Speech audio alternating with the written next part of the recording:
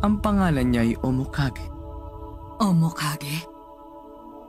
Naikwento ko na noon, hindi ba? Mga 2 o 3 taon na nakaraan, nakasali ako sa Phantom Gang nang palitan ko ang member nilang number 4. Oo. Ang dating number 4 na yon, siya ang nagnakaw ng mga mata mo. Tinatawag niya sarili niyang natatanging tagapaglikha ng mga manika. Nabibilang siya sa mga NEN specialist.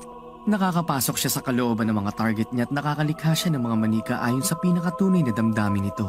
Yun ang espesyal niyang abilidad. Manika? Nagiging alipin niya mga nilikha niya manika at sumusunod lamang sa anumang ipag-uutos niya.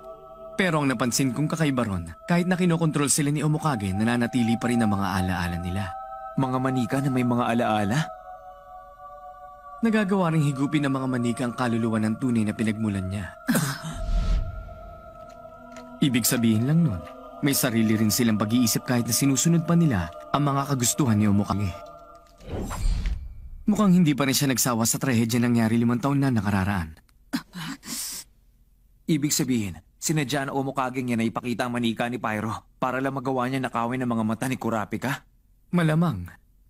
Libangan niya kasi mangolekta.